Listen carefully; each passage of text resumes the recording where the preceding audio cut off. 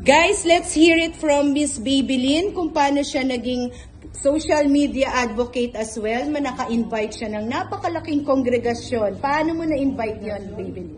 Hi guys, sa gamit po ng aking Facebook account, no, social media account ko po, nag-post lang po ako ng aking poster, no, na ako po ay magkakaroon ng Zoom via online po yan. Tapos nag-post din po ako ng ating product. Ito po yung product natin ngayon.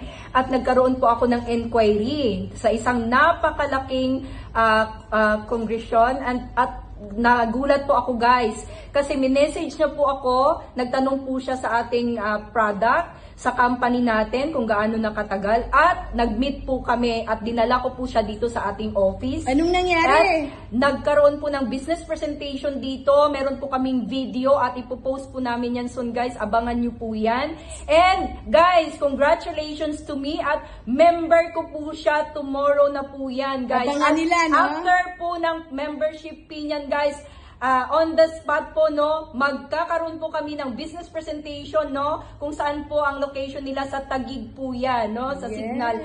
And ilan ang attendees?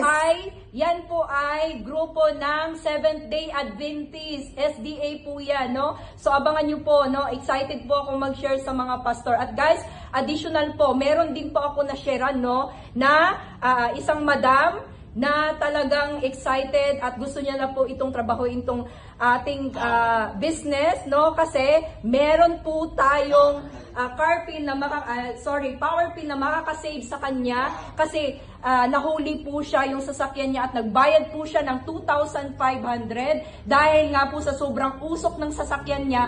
Ngayon guys, eto na po yung solusyon. Sa paggamit po ng power pin, no? Hindi na po mahuhuli ang sasakyan nyo dahil alam po natin marami pong sasakyan ngayon na masyadong mausok at maitim na po yung usok. At dahil po sa power pin na to guys, ito po ang makakatulong, magiging transparent po yung usok. At yun po ay isi-save niya po tayo sa pagkahuli sa atin. So hindi na po kayo magbabayad dahil po sa magkano halaga? Instead na 2,500, magkano matitipid mo? Guys, 2,500 yung binayaran niya, nahuli siya. Pero instead na magbayad po kayo ng 2,500, gamitin niyo po itong Power Pill Plus natin na isang sachet is 200 pesos po, no?